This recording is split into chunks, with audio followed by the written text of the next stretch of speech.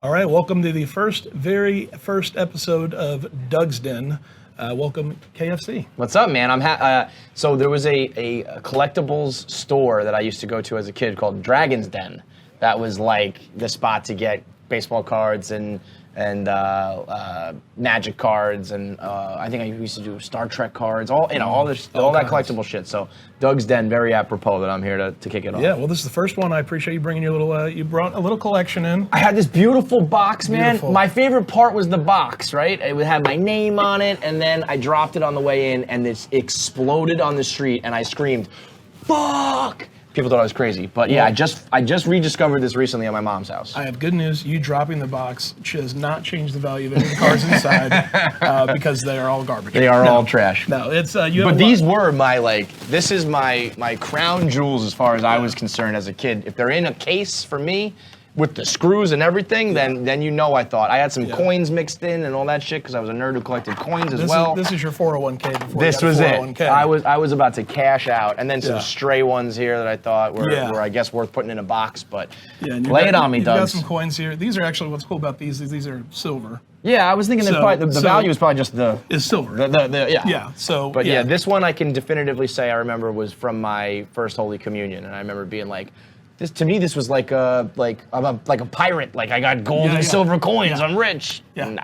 And it's silver. So silver is worth some money. So it's definitely worth more than the cards in here. Well, at least the sports cards. Okay. But yeah, so you have some of the sports cards here. Like you have a let's see here. You have a Hardaway card. I loved Penny Hardaway. This is actually from the rooftop. This is a card. I basically looked at eBay for all this, not just listings. A lot of people, they look at eBay and they go on, oh, hey, it's listed for $8,000. You remember the Beanie Babies? Oh, this purple princess dyed Beanie Baby is going for $8,000. No, that's what it's sold for. Some idiot listed it for $8,000. They're never going to sell it. Right. You go to the super advanced section of the searches and you find out what's sold. This actually sold for about $10 or $15 recently. Hey. So there you go. That's I can buy a couple beers with that. I'll take it. I did love Penny, man. He was awesome. Yeah. If he didn't get injured, shit. You have quite a few Alonzo Mourning cards. I loved Zoe, and I love the Hornets. Like with the colors and the team, the starter jacket. They were kind of like a secondary team to me with the Knicks. Yeah, and so you had quite a few of those cards. You might be able to get $1 for them on eBay, maybe, possibly. A few cards were worth a couple bucks. So like this Jason Kidd, it's his rookie card, one of his rookie cards. You might be able to sell it for $10 or $15. I mean, so it's not better than nothing. This was him at Cal, right? So this isn't even a rookie card. This is like a prospect card. Yeah, and look at that. I bought it for $1. It still has a ticket on there. So if I go and sell it for $15.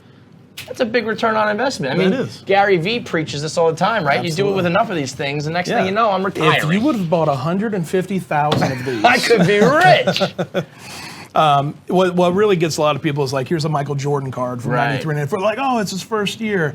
I like cards on for the athletes on the year that they win their championships. Okay. As far as investors go, it's rookie, and then there's like a huge gap, and then other special cards. Got it. I happen to like these cards, but you might get this for $1 or $2, even though it's a Michael Jordan card. Well, that's what's so funny to me is like, I feel like when you were collecting, I was thinking if I got a Michael Jordan, if I got a Ken Griffey, if I got a Joe Montana, whoever the names of that era were, that like it's gonna be worth some money. But I guess as you described to me, this entire era of 80s and 90s, they just mass-produced everything, so nothing's worth anything. Correct. For the most part, anything that you would go into Target or Walmart and pick up out of a box and unpack it, the booster packs that you get like 10 or 11 cards, unfortunately were mass-produced in the 80s and 90s. There are certain one-offs. Had that not happened, would something like this have been valuable if it was like possibly? if it was rare enough? Yeah, well, exactly. It's all about supply and demand. Right. So if there's all supply, there is no demand for it. But yeah, so if the quantities weren't there, then possibly. Why then did the Mike Trout card recently go for so much?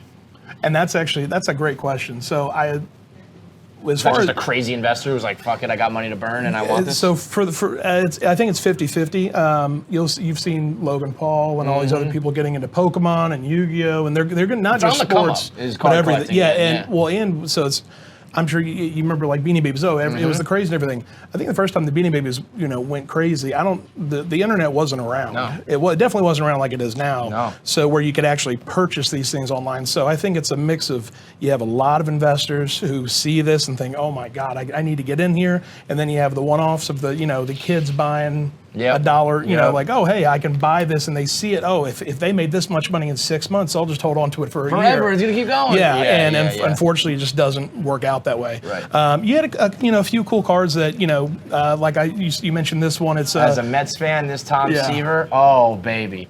I mean, this was the one for me. Like, I remember screwing this in and being like, this is going to be my pride and joy for the rest of my life. I don't even know. You can't even tell what, like, brand or company it is. It's Topps. And so, if you look at the very bottom there, if you're able to see, it says T.C.G. That's so it's Topps, Topps card, George Thomas Seaver, like, the one. Tom Terrific, but not worth a dime. It's worth a couple bucks. I mean, damn it's just...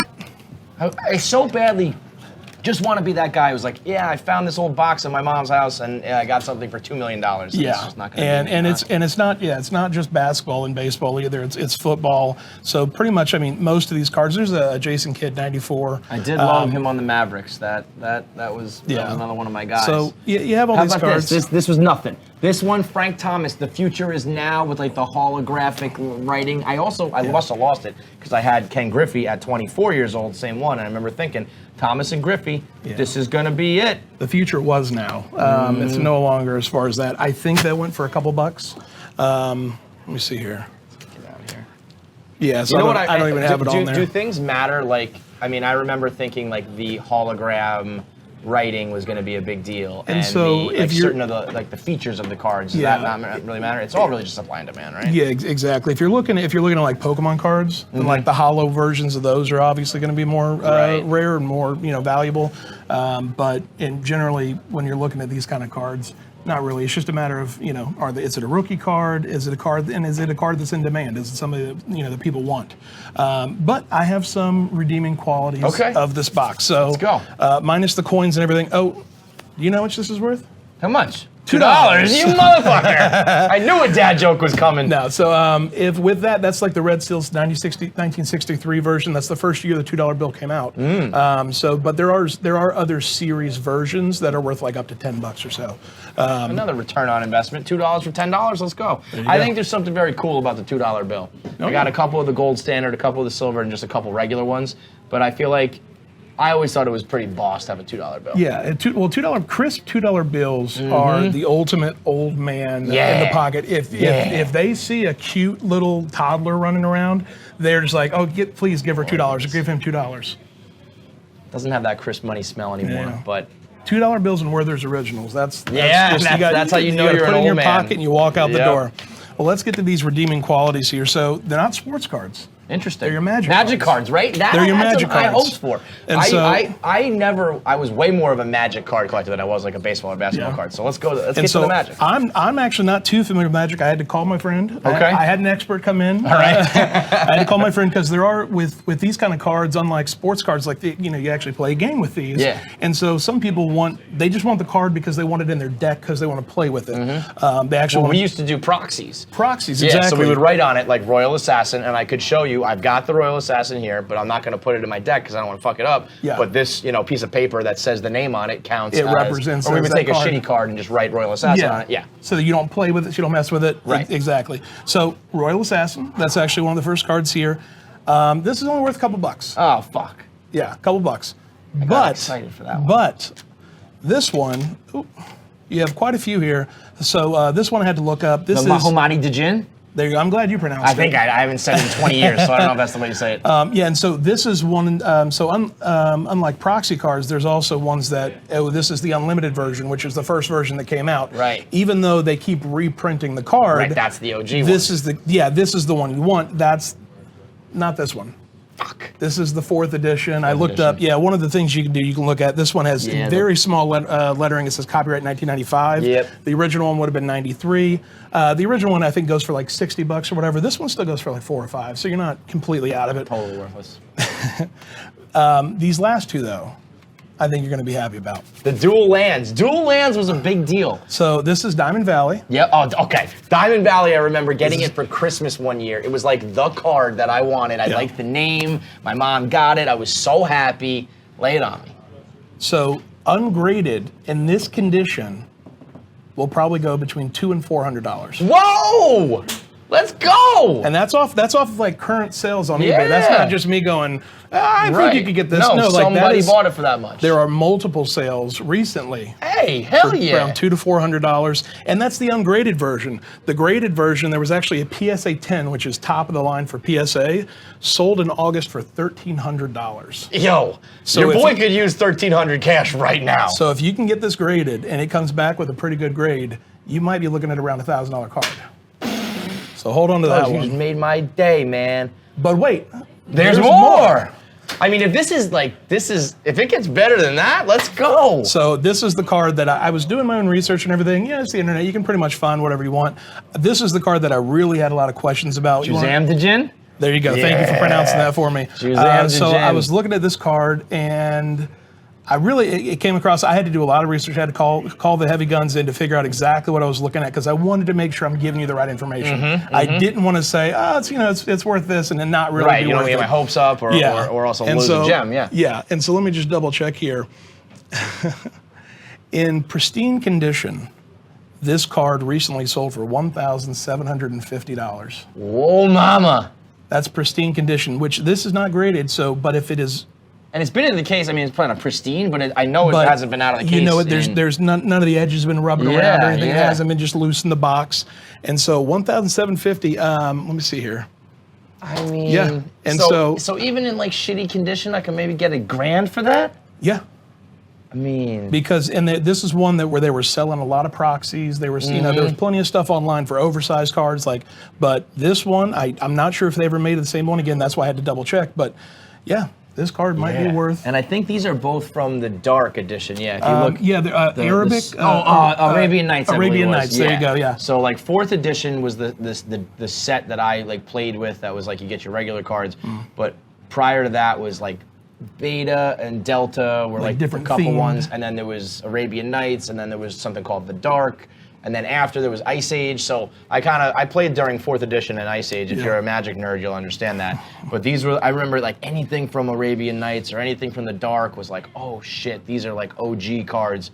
It was so funny, much like, I guess it's kind of like the equivalent of like a Honus Wagner being the greatest card in the world, even though he wasn't the greatest player. Yeah. Like some of the most valuable cards in Magic were like shitty cards. Like the Black Lotus, I remember, was one that, what's that selling for these days? Because when I was thousands and thousands I remember it being like $500 to buy one, and I was like, I couldn't imagine breaking the bank at that age, but it probably would have been worth it to get a Black Lotus from original if I remember, Beta or whatever. If I remember correctly, like if you have a graded 10 Black Lotus, you can be talking about $50,000-$80,000. I should have bought it. I should have bought it. I should have taken my fucking confirmation and communion money, and I should have pumped it into the price of silver. You could have just melted that down, gotten the silver. But yeah, so sports cards are not really worth much, but those 2 Magic cards, you're probably looking at $1,500, $2,000 in cards right there. So I got to get them graded, and then I got to find a buyer, right? You don't. Well, that's the beauty of it. So you don't have to get them graded, and sometimes you don't want to get them graded. Right. It's like kind of up to. Yeah, like if you're pretty confident it's not going to be a 10 because there is a large drop off, like with the 10s because depending on the card, of course. But if there's not that many 10s, but there's a whole bunch of 9s, then you kind of fall, it's just So if someone might believe it's a 10 or be like not know the difference, exactly. Or maybe they're willing to take that bet or whatnot. Right. So sometimes you want to get them graded, sometimes you don't. And right now, cards are going so crazy. You can probably send it in to get graded. It might take a couple months to get it back. Yeah, I think I might just try to ride this, Gary V, Logan Paul wave and try to hop on there and be like, I got some old school Arabian Nights cards. Who wants them? There you go. And pump that price up. There you just made my day, man. I am very happy to be the first ever guest on Doug's Den because in my mind, I just made $2,000. You just in your pocket. My dude. Thank you very much for coming in. Hell yeah. That's the first episode of Doug's Den. I'll see you next time. Love it.